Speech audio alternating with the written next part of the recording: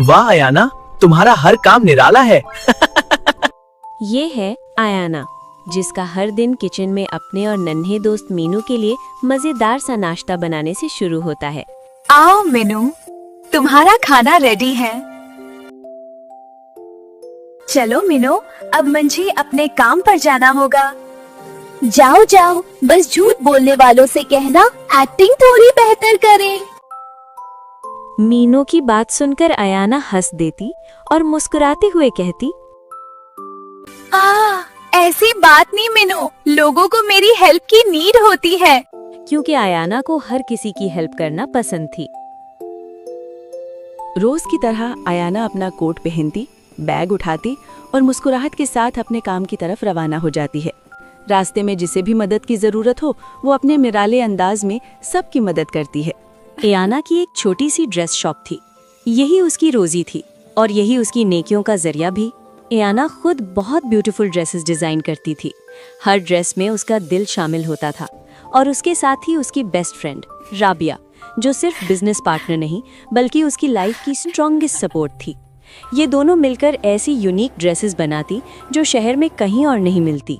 राबिया देखो, अगर यहाँ थोड़ा सा पेस्टल शेड ऐड कर दें तो ड्रेस और क्लासी लगेगी।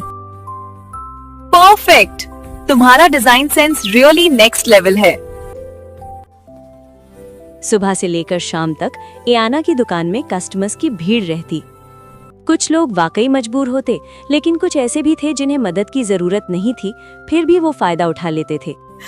बेटा, ये ड्रेस बहुत पसंद है, पर थोड़ी एक्सपेंसिव है। डोंट वरी आंटी, प्राइस छोड़ दे, आपकी स्माइल इनफ है। अयाना की इस नेकी का कुछ लोग नाजायज फायदा उठाते थे। अयाना समझती थी कि कौन मजबूर है और कौन सिर्फ फायदा उठा रहा है, लेकिन अयाना फिर भी उनकी मदद करती थी। अयाना, अगर ऐसे ही सबकी हेल्प करती रही तो तुम्हें लॉस हो जाएगा। लॉस से डर कर अगर किसी का दर्द ना बांध दूं, तो मेरी जीत किस काम की। अगर मेरी दोस्त खुश है तो लॉस भी मंजूर है। दोनों एक दूसरे की बात को वैल्यू देती। आखिरकार अयाना अपने छोटे से मगर सुकून भरे घर में दाखिल होती है, जहां मीनू उसका इंतजार कर रहा होता है।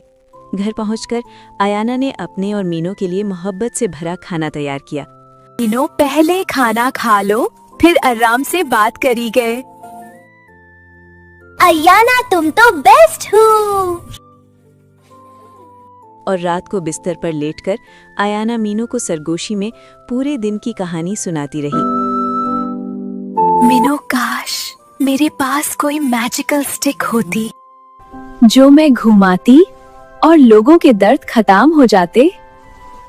अयाना नहीं जानती थी कि उसके होठों से निकली ये बात महज ख्याल नहीं थी, बल्कि एक वादा था। और अयाना मीनू से बात करते करते ही सो जाती। आज काम ज्यादा था तो अयाना जल्दी ही बुटीक आ गई। तभी राबिया बोली, अयाना, अयाना, तुम्हें पता है क्या हुआ? अयाना ने साथ साथ काम करते हुए राबिया से पूछा, क्या हुआ राबिया? इतनी एक्साइटेड क्यों हो, क्या बात है? प्रिंस फैमिली ने हमारी शॉप को सिलेक्ट किया है रॉयल फंक्शन के लिए। अयाना सुनकर सरप्राइज हो गई। उसे यकीन न आया और हैरानी के साथ बोली, क्या सच में? हमारी शॉप पैलेस के लिए? राबिया मुस्कुराते हुए बोली, हाँ साची, जल्दी करो, प्रिंसेस क्वीन हमारा वेट कर रही होगी। राबिया ने अयाना से ड्रेस सैंपल कंफर्म किए और कुछ ही देर में दोनों पैलेस गेट पर खड़ी थीं। अंदर जाते ही प्रिंसेस क्वीन ने कहा, वेलकम डियर्स, मैंने तुम्हारे डिजाइन्स के बारे में बहुत तारीफ सुनी है। प्रिंसेस क्वीन ने ड्रेस सैंपल देखा और उसके चेहरे पर मुस्कुराहट आ गई। प्रिंसेस क्वीन ने कहा, ग्रैंड फंक्शन के लिए मेरी और दोनों प्रिंस की ड्रेसेस तुम ही डिजाइन करोगी। जाकर प्रिंस कवियान और प्रिंस अयान से ड्रेस साइजेस और डिजाइन्स कंफर्म कर लो। अयाना ने मुस्कुराते हुए बोला, ये हमारे लिए इज्जत की बात है, your majesty. Rabia dress design confirm करने प्रिंस अयान के पास पहुंची तो उसकी एक झलक देखते ही प्रिंस अयान का दिल खुशी से भर गया। मुझे मॉडर्न स्टाइल पसंद है। मैं बेस्ट ट्राई करूंगी। अयाना ने डोर नॉक करते हुए कहा, प्रिंस कवियान, ड्रेस डिजाइन कंफर्म करना था। सर, आपको जो डिजाइन चाहिए मुझे बता दें, मैं वैसा रेडी कर दूंगी। जैसा आपको ठीक लगे वही बना दो। प्रिंस की बात सुनकर अयाना को लगा जैसे प्रिंस का दिल मुस्कुराता तो जरूर है, लेकिन अंदर से बहुत तन्हा है। अयाना कुछ न बोली और चुपचाप अधूरी मुस्कुराहट लिए राबिया के साथ पैलेस से वापस चल दी। रास्ते भर अयाना के कदम घर की तरफ बढ़ रहे थे, मगर उसका दिल अभी भी उसी महल में अटका हुआ था। जैसे ही अयाना अपने घर के दरवाजे के करीब पहुंची, अचानक उसके कदम रुक गए। ये क्या? ये गिफ्ट बॉक्स किसने भेजा? अयाना गिफ्ट बॉक्स लेकर घर के अंदर आ गई। गिफ्ट बॉक्स देखकर मीनू खुश हो गया और पूछने लगा, अयाना, या गिफ्ट तुम मेरे लिया लाई हो ना? मीनू की बात सुनकर अयाना के चेहरे पर मुस्कुराहट फैल गई। नहीं मीनू, ये गिफ्ट बॉक्स यहाँ गेट के बाहर था, पता नहीं किसने रखा। अयाना ने आहिस्ता आहिस्ता गिफ्ट बॉक्स का ढक्कन खोला। रोशनी हल्की सी चमकने लगी। बॉक्स के अंदर एक पुरानी चमकती हुई जादुई स्टिक थी। मीनू, ये तो जस्ट एक मैजिकल टॉय स्टिक है। अयाना ने हंसते हुए सोचा, शायद किसी ने मजाक में टॉय स्टिक रख दी है। और मीनू की तरफ देखकर मस्ती में स्टिक घुमाते हुए बोली, काश ये toy stick real magical stick होती। मैं घुमाती और खाना टेबल पर रेडी हो जाता। वाओ, ये रियल मैजिकल स्टिक है। अयाना ने सोचा कि अब वो इस मैजिकल स्टिक से सबकी हेल्प करेगी। अगला दिन आम दिनों जैसा नहीं था। आज अयाना अपनी जिंदगी का सबसे बड़ा फैसला करने जा रही थी। पूरा दिन दोनों ने मेहनत से काम किया। हर स्टिच में परफेक्शन, हर डिजाइन में इज्जत और खुलूस। अयाना, देखना, ये ड्रेसेस क्वीन को बहुत पसंद आने वाली हैं। शाम का टाइम प्रिंस गार्ड अयाना की शॉप में आया और कहा, प्रिंसेस क्वीन ने ड्रेसेस रिसीव कर ली हैं और ग्रैंड फंक्शन के लिए आपको इनवाइट किया है। अयाना, हम पैलेस जा रहे हैं। हम भी रॉयल गेस्ट होंगे।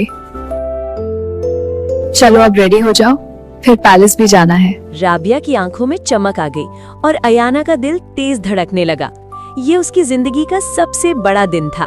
शाम की रोशनी महल की दीवारों पर सोने की तरह चमक रही थी। अयाना और राबिया खूबसूरत ड्रेसेस पहने, दिल में खुशी और आंखों में ख्वाब लिए पैलेस के ग्रैंड हॉल में दाखिल हुई। अयाना, मैंने सोचा नहीं था कि हम पैलेस पार्टी में गेस्ट बनकर आए गए। चलो अब पार्टी एंजॉय करते हैं। अचानक प्रिंस अयान की नजर राबिया पर पड़ी। उसकी मुस्कुराहट रुक गई। कदम खुद ब खुद उसकी तरफ बढ़ गए। हे, अब राबिया है ना, जिसने यह टॉप नॉच ड्रेस डिजाइन किया है? जी, मैं उम्मीद करती हूँ आपको ड्रेस पसंद आया होगा। जी बिल्कुल।